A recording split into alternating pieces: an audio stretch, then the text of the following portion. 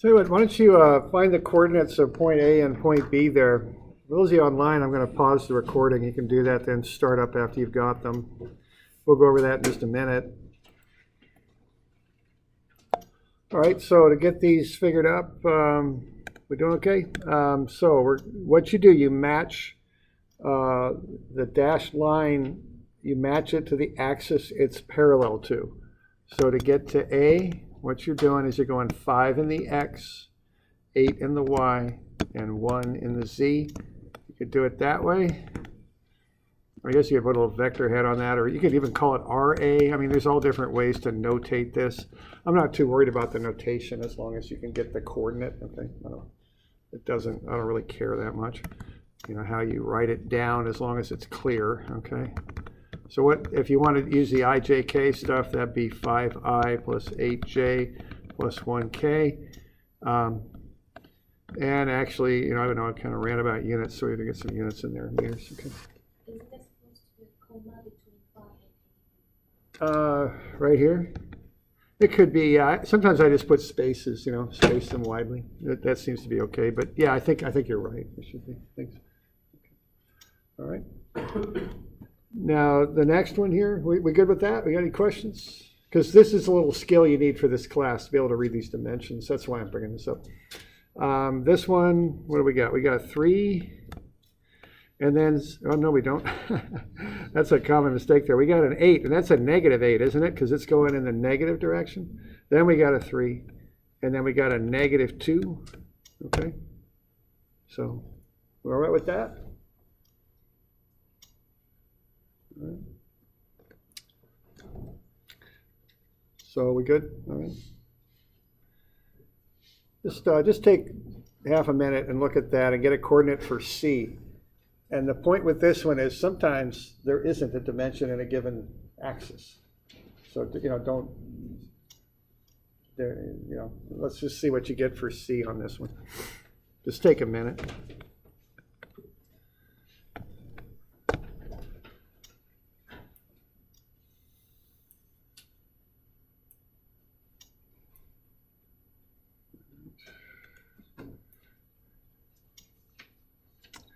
Okay. So what we got for X on that one? 3, and then Y, then Z. Yeah, we got nothing in Z, so it's just 0. Okay. So that's now just a couple comments on this. You know, so sometimes one of the dimensions is 0. Okay, that's fine. That happens. The other thing is kind of learn the errors you make. I mean, I'm not always good at not making mistakes, but I'm fairly good at recovering from the mistakes I make because I think about it a little bit. One mistake I make on this stuff is usually when I'm doing this, I start at the origin and I work my way out to the point. That's what I did on that last one, isn't it? I see that 6 first, and where do I want to put it? I want to make it an X, right? It's not, it's a Y, okay? So pay attention to that. The other thing I want to emphasize here on homework and especially on tests, you got to show your work.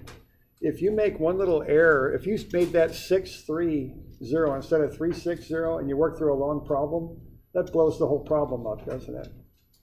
Now, if I see that, I just go, oh, they transposed 2 numbers, I'll take a point off. But if I don't see it, and you have this weird vector, and I don't have any idea where it came from, that becomes a real problem, okay? So part of this showing your work is so, you know, in school, if you make a little numerical error, I can see it and go, oh, okay, just switch 2 numbers, no big deal. That's a lot different than getting a totally wrong vector, okay? You with me? So leave tracks. And in the working world, it makes it easier to track down mistakes than track them through, you know, so you can fix them, okay? All right. So we good with that? We got any questions on that bit? Okay. All right, so now we're kind of working through this vector stuff, right? This position vector stuff, because as I was mentioning, we start with the angles, but a set of engineering plans doesn't have angles on every 3-dimensional object out there. It has coordinates, is really how plan sets tend to work. So we work through position vectors. That's normally how we work through things. All right, so a position vector is just a coordinate like we were just doing, and we just went through that unit system to get coordinates. to get from one position to another, we get the coordinates of both points, and then we subtract them. The important thing here when we do this is to get the position vector from A to B, which is signified RAB. We got to turn it around. We got to go RB minus RA. And that's right on your formula sheet, but remember that, okay? So to get the position vector from A to B, you actually take B and subtract A from it. That's how that works. Okay. So I just line them up in rows like that, and then I just work down the columns to do the subtraction. Okay? So that's how I would get the position vector, in this case, from A to B. So we good with that? And somebody tell me what page that is. 195? Okay, so that's page 195, and we're just going through. Okay. All right. Now let's go through an example where we go a little further with this and get a force vector. So let's say we are going to pull on this tree with our truck here. Let's get a force vector that represents the force pulling on the tree. Okay, we know it has a magnitude of 8,000 newtons. So let's start by getting the coordinates of point B and point A. And I've got little parentheses in there for you to put them in because their coordinates is really what they are. Why don't you just pop them on in there, okay?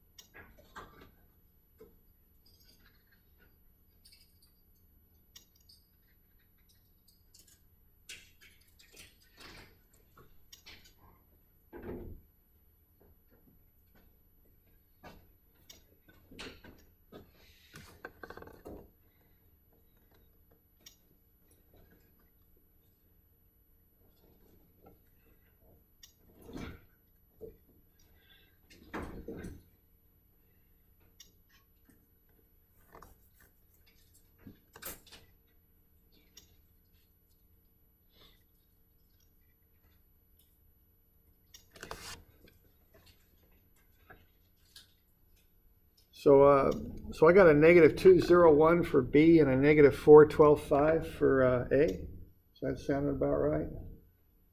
Okay. So let's see if we got any questions on that. Okay. Let's walk through turning that into a force vector. Let's go ahead and do that.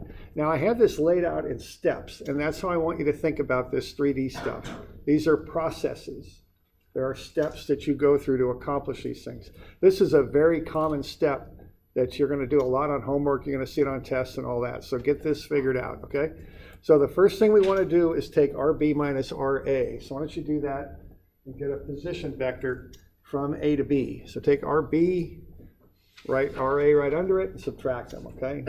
See what you get for that position vector.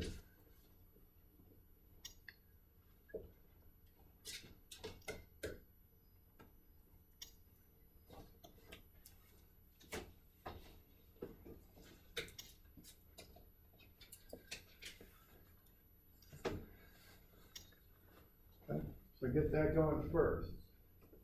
The next thing you want to do is find the magnitude of the vector after you go through it, all right?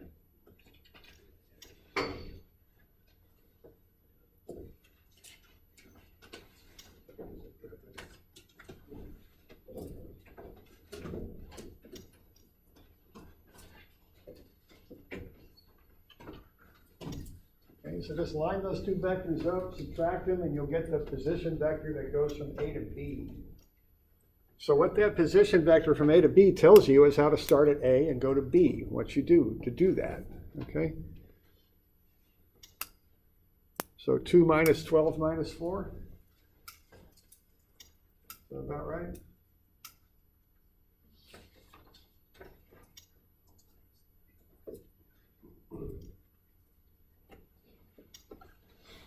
Is that all right? Okay.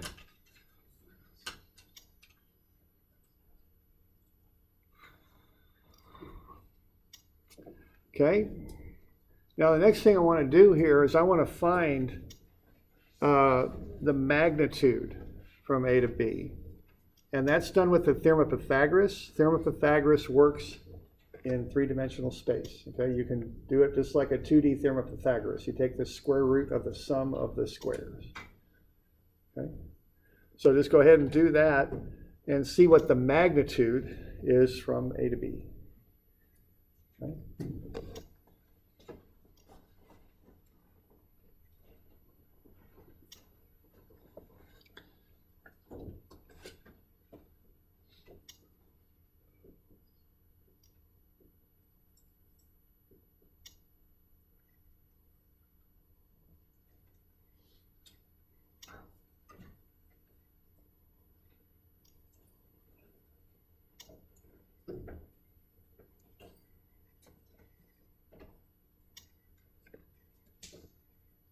About 12.8, I think.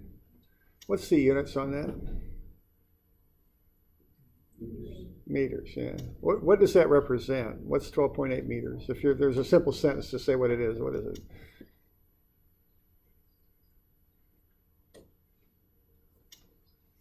What is 12.8 meters?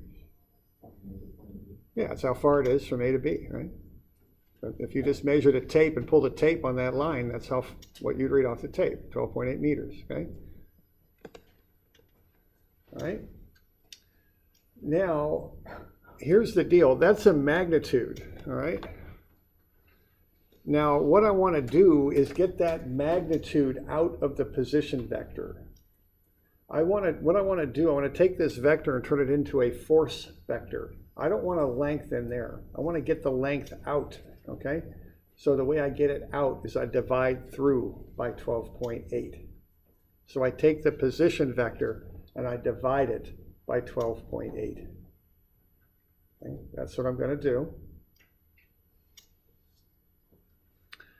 And when I do that, I'm going to get a unit vector. Now I'm taking meters for RAB and I'm dividing it by the length, which is meters. I get a unitless number now. Okay, when I do that, that unit vector points from A to B. It's like a sign that says from A to B, go that way. And this vector now has a length of 1 now, okay? It points the same direction as RAB, it's just shorter. It's only 1 unit long and it's unitless. It doesn't have any meters or anything in there. It's just numbers. It shows proportionally how you go from A to B. It's like a direction pointer is how I think about it. Okay? So I'm going to take that square root and divide it through the vector, and I'm going to get a unit vector. And I just threw a little check in there. I always like to do this, squared each of the 3 components, added them up, it's 1. That's what they ought to be, okay? That's a good check. So what I've got now is the unit vector that points from A to B. That's the same sort of vector you'd get if you took the cosine of the 3 angles. It's the same thing, see? We don't have the angles, so we had to get it in a different way. We had the coordinates, not the angles. And this is honestly the more common way to do it, because on a set of engineering plans, you've got coordinates. You don't have angles, you've got coordinates. Okay. So what I've done with that vector is I've taken the length out of it. And what am I going to put back in for the magnitude now if I want to turn it into a force vector? I'm going to take that vector of length 1, and I'm going to scale it up by, what? 8,000, yeah. See what I've done, I've taken the length out of the vector, and then I scale it up by the force, okay? When I take the length out, I get a unit vector with a length of 1, and I scale that unit vector up by 8,000, and I get a force vector that points in the proper direction. That's what's going on here. You all with me there? Questions? That's how you get a force vector out of a position vector. Divide the length out, multiply through by the magnitude of force.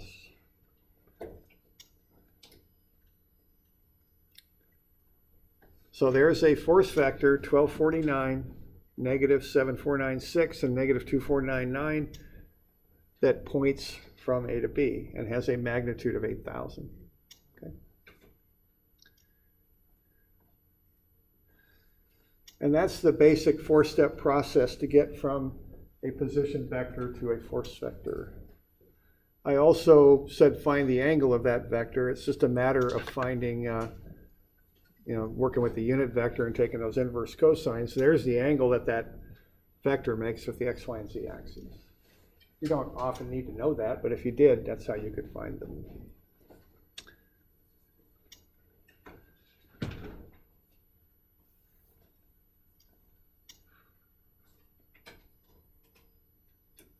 Okay.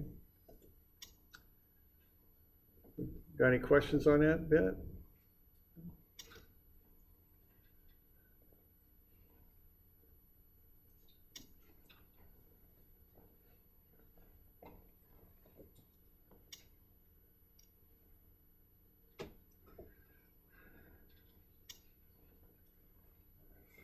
All right.